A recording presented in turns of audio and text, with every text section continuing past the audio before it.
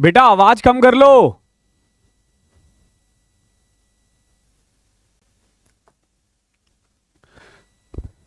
सोचो आपको सोचो आपकी सरकारी नौकरी हो। सोचो आप अलग अलग देश घूम रहे हो, कभी आप अफ्रीका जा रहे हो, कभी आप सूडान जा रहे हो, कभी आप अरब कंट्रीज में जा रहे हो, कभी आप यूरोपियन कंट्रीज में जा रहे हो, कभी आप एशिया की अलग अलग कंट्रीज में जा रहे हो। और सोचो इन सब का खर्चा गवर्नमेंट देती हो। एक सरकारी नौकरी जो आपको मौका देती है अलग अलग कंट्रीज में घूमने का, अलग अलग कंट्रीज को जानने का, तभी इस जॉब की रिक्वायरमेंट सबसे ज्यादा होती है लोगों की। और यही एक कारण है जो इस जॉब को मोस्ट डिमांडिंग जॉब बनाती है। सही सोचा है आप लोगों ने। आज हम लोग बात करने वाले हैं assistant section officer in ministry of external affair. क्या है इस जॉब में ऐसा कि लोग इतना डिमांड करते हैं, इतना हाई कट ऑफ रहता है? क्या सैलरी है, क्या प्रोज है, क्या कॉन्स है, प्रमोशन स्पेक्ट्स क्या है, काम क्या होता है, इन सब के बारे में आज हम बात करेंगे। तो वीडियो को एंड तक देखना, सारी जानकारी आपको मिल जाएगी।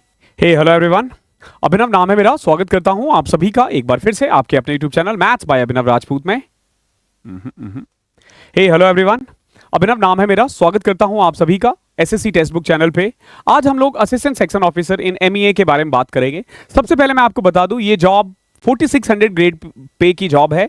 ये group B non gazetted post में आता है और 7th लेवल में इसका जो पे लेवल है वो 7 है। अब सवाल आता है कि सर हम इसे ज्वाइन कैसे कर सकते हैं? तो अगर आप चाहते हो कि असिस्टेंट सेक्शन ऑफिसर बनो मिनिस्ट्री ऑफ एक्सटर्नल अफेयर में, तो आपको एसएससी सीजीएल का एग्जाम देना होता है। टीयर 1 और टीयर 2 क्वालिफाई करना होगा आपको। टीयर 1 में आपको मिनिमम 155 160 स्कोर करना होगा अगर आप अनरिजर्व कैटेगरी से हो, और टीयर 2 में अगर आप सेफ स्कोर लेना चाहते हो तो आपको 350 प्लस स्कोर करना होगा एटलीस्ट। और आप इसके साथ आपको टाइपिंग टेस्ट की भी रिक्वायरमेंट होगी। मिनिमम टाइपिंग स्पीड आपकी 27 होनी चाहिए।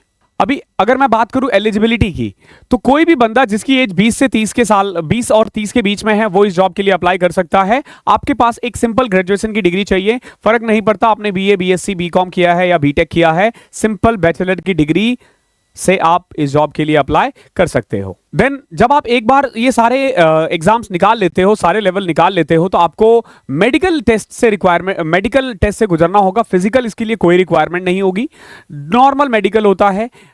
हर आदमी जो चल सकता है, खेल सकता है, वो इसके लिए अप्लाई कर सकता है। आंखों में कुछ चेकिंग नहीं होती है। आप सिंपल मेडिकल है, कोई खास इसका प्रोसेस नहीं है, आप इजीली क्वालिफाई कर जाओगे। फिर बात करते हैं सैलरी की। देखो, एक तो मोस्ट ऑफ द टाइम ना आपकी पोस्टिंग दिल्ली बेस्ड है, ठीक है। स्टेट में भी होती है कभी कभी, लेकिन most of the time 99% case में आप दिल्ली रहोगे।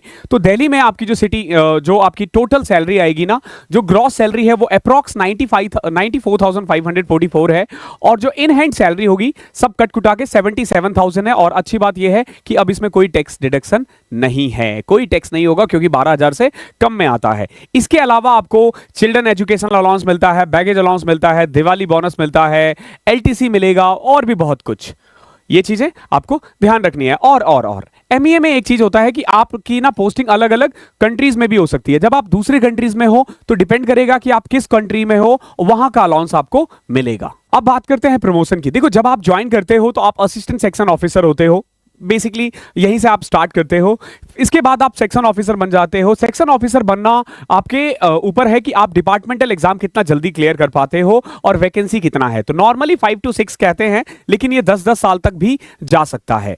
जब एक बार आप सेक्शन ऑफिसर बन जाते हो, उसके बाद जो प्रमोशन है वो क्वाइट सिमिलर हो जाता है। जैसे 6 से 8 साल के बीच में आप अंडर सेक्रेटरी बन जाते हो, देन 8 से 10 साल में डिप्टी सेक्रेटरी, और फिर उसके 8 से 10 साल बाद अगेन डायरेक्टर आप बन सकते हो। तो मोस्ट ऑफ द जो बंदे होते हैं ना, वो डेप्यूटी सेक्रेटरी या अंडर सेक्रेटरी पे रिटायर होते हैं। डायरेक्टर बहुत कम ही बन पाते हैं। अब बात करते हैं, सर ये तो बताओ काम क्या है। तो देखो, आपका मेन काम क्या है? मिनिस्ट्री ऑफ एक्सटर्नल अफेयर, नाम से पता चल रहा है, इसका मेन काम होता है जितनी भी कंट्रीज है ना, उनके साथ रिलेशनशिप बना के रखना, उनके साथ लाइजन बनाना, अलग अलग एम्बेसीज के साथ।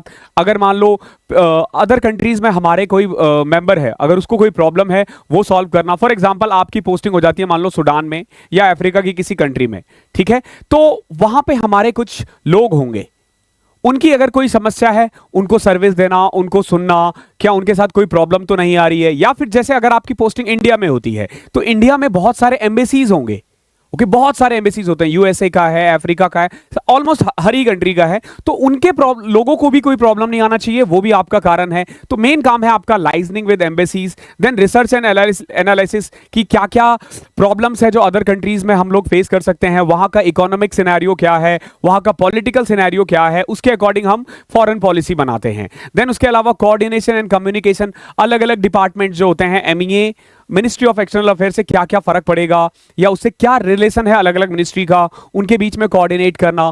कोई भी आप जैसे फॉर एग्जांपल बिहार का कोई बंदा अफ्रीका में जा रहा है तो आपको बिहार गवर्नमेंट से बात करनी पड़ेगी उस चीज के लिए, और भी बहुत सारी चीजें होती है। देन प्रोटोकॉल और डिप्लोमेसी के लिए, फॉर एग्जांपल अगर आप दूसरी कंट्रीज में हो, हालांकि एएसओ डिप्लोमेसी वगैरह में बहुत बड़ा रोल प्ले नहीं करता है, लेकिन आप सबऑर्डिनेट बन के वहां जाते हो, जो अलग अलग फॉरेनर आते हैं यहाँ पे, फॉरेनर बोलूं तो यहाँ पे आप फॉरेन गवर्नमेंट एम्प्लॉय समझना, जो सरकार के बंदे आते हैं वहां से, उनको कहाँ रहना है, क्या उनका टाइमिंग होगा, क्या शेड्यूल होगा, ये सब आपका काम है। देन एडमिनिस्ट्रेटिव सपोर्ट्स देना आपको, फाइल्स को मैनेज करना, देन डॉक्यूमेंटेशन वगैरह, ये सारे काम है इसका। इसके अलावा ट्रेवल एंड लॉजिस्टिक्स, अगर कोई भी गवर्नमेंट ऑफिशियल कहीं जा रहा है या आ रहा है, उनका अरेंजमेंट करवाना। फॉर एग्जांपल आपकी पोस्टिंग विदेश में है, तो कोई भी गवर्नमेंट का अगर बंदा वहां आता है तो उसका अरेंजमेंट करवाना आपका काम होगा। या मान लो कोई मिनिस्टर है वो घूमने के लिए गया है, या कोई आईएएस ऑफिसर है वो किसी मीटिंग के लिए गया है, तो उनका सारा अरेंजमेंट करना ये भी आपका काम है।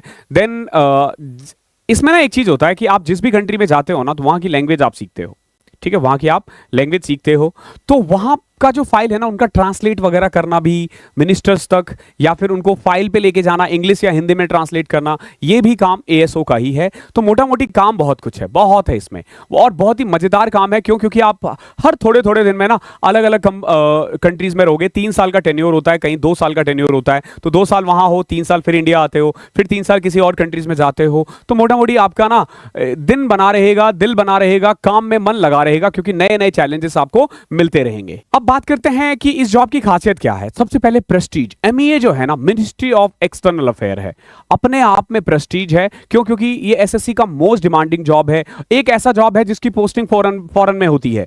ऐसे बहुत कम ही जॉब है, उसमें भी बहुत लंबा लंबा आपको वेट करना पड़ता है, लेकिन यहां पे आप बहुत जल्दी विद इन 3 और 4 ईयर आप बाहर जा सकते हो। देन आपको एक्सपोजर मिलता है, अलग अलग ऑफिशियल से मिलते हो। जब आप गवर्नमेंट के अंडर रहते हो, और जस्ट बिकॉज की दिल्ली बेस्ड जॉब है, आप देखोगे अलग अलग मिनिस्टर से मिलोगे, आप अलग अलग आईएएस से मिलोगे, और उनके साथ आपको काम करने का मौका मिलेगा, तो एक्सपोजर का बहुत मौका मिलता है। फिर आप अलग अलग देश घूमते हो, नई नई चीज़ों को जानते हो, तो एक्सपोजर बहुत कुछ है, सीखने को बहुत कुछ है। इसमें आप इंटरनेशनल रिलेशनशिप कैसा काम कर रहा है, डिप्लोमेसी कैसे काम कर रहा है, क्योंकि भले ही आप उसमें रेगुलर नहीं रहते हो, लेकिन नीचे से आप सब कुछ देख रहे होते हो, तो जब आप देखते हो तो बहुत कुछ सीखते हो। देन कैरियर ग्रोथ अच्छा है, आप इजीली 4 से 5 प्रमोशन पूरे करियर में आपको मिल जाता है, ये भी अच्छी चीज है। देन ट्रेवल, आपको ना अलग अलग देशों में घूमने का मौका मिलेगा सरकारी खर्चे पे, ये इसकी खासियत है। अभी प्रोज है तो कुछ कॉन्स भी है। अब देखो, हाई प्रेशर, जिन लोगों को ना काम चोरी करनी है उनके लिए ये थोड़ी सी प्रॉब्लम हो सकती है। एक चीज मैं आपको बता दूं, मिनिस्ट्री की कोई भी जॉब हो, जो दिल्ली बेस्ड जॉब होती है, उन सब में मैं बता रहा हूं आपको काम अच्छा खासा है। तो भैया हाई प्रेशर है, आपको लंबी सिटिंग देनी पड़ सकती है, जरूरी नहीं है 8 आवर्स की जॉब हो, आप 10 आवर्स भी आपको बैठना पड़ सकता है, काम अच्छा खासा है। देन ये ट्रांसफरेबल है। फॉर एग्जांपल आप अलग अलग कंट्रीज में घूमते हो, अगर किसी को मान लो सिर्फ इंडिया में रहना है तो प्रॉब्लम क्रिएट हो सकती है उसके लिए। देन कॉम्पिटिशन बहुत अच्छा ज्यादा है, सबसे कौन तो यही प्रॉब्लम है कि एमईए में जाना ही बहुत बड़ी बात है।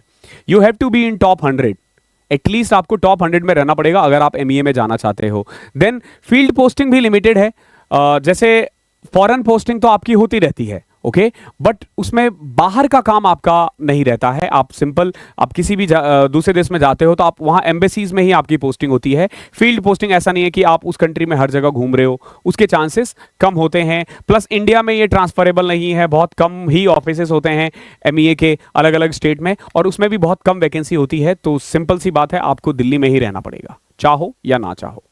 एट द एंड मैं यही बोलना चाहूंगा, बहुत बच्चे पूछते हैं क्या ये लड़कियों के लिए जॉब सूटेबल है? बिल्कुल सूटेबल है। क्या क्या ये यूपीएससी के लिए जिनको तैयारी करना है क्या वो एमईए की जॉब कर सकते हैं? देखो, यूपीएससी इज समथिंग जो ना बच्चे पे डिपेंड करता है कि आप कितनी मेहनत करते हो, आपके अंदर का वो भूख क्या है यूपीएससी के लिए। अगर आपको ये लग रहा है कि जॉब में आपको बहुत ज्यादा टाइम मिल जाएगा या जॉब के बाद बहुत ज्यादा टाइम मिल जाएगा, देखो एक अगर आपकी दिल्ली बेस्ड जॉब है, कोई भी दिल्ली बेस्ड जॉब है ना, तो आपकी 2 घंटे तो ट्रेवलिंग में जाएगी, कम से कम 2 से ढाई घंटे आपकी ट्रेवलिंग में जाएगी। ओके, वो टाइम अपना लैप्स कर लो। फिर ऑफिस में भी ऐसा नहीं होगा कि आप अपनी सीट पे बैठ के काम कर पाओगे, आपको सीट पे बैठ के आप पढ़ पाओगे, सीट पे आपको काम करना पड़ेगा। ऑफिस आवर्स के बाद आपका टाइम है, वो आपके ऊपर है, आप कैसे पढ़ना चाहते हो। हाँ, जब आप दिल्ली में रहते हो तो आपके पास अच्छी चीज ये रहेगी कि आप सैटरडे संडे को क्लासेस ले सकते हो, यहाँ पे सारे कोचिंग इंस्टीट्यूट्स हैं, तो ये जरूर फायदा होता है। लेकिन देखो, मैं हमेशा जब मुझसे पूछते हैं ना कि सर यूपीएससी के लिए बेस्ट जॉब क्या है, तो मैं हमेशा बोलता हूँ देखो यूपीएससी के लिए बेस्ट जॉब कोई सा भी नहीं है, या तो 2400 ले लो या 2800 ग्रेड पे की ले लो। क्यों? क्योंकि उनमें कोई पूछेगा नहीं आप क्या कर रहे हो क्या नहीं कर रहे हो। लेकिन अगर आप उससे ऊपर जाते हो तो you have to take some responsibility, और जब रिस्पॉन्सिबिलिटी आ जाती है तो आपको अपने ऑफिस के अलावा ही पढ़ना पड़ेगा, ऑफिस आवर्स में आप नहीं पढ़ सकते हो। तो यूपीएससी आपके ऊपर है। अदरवाइज हर जॉब में मैंने देखा है, चाहे डबल हो, चाहे एमईए हो, चाहे एक्साइज हो, चाहे सीबीआई इंस्पेक्टर हो, हर कोई यूपीएससी का एग्जाम निकाला है। पर्सन टू पर्सन डिपेंड करता है कि वो कितनी मेहनत कर रहा है।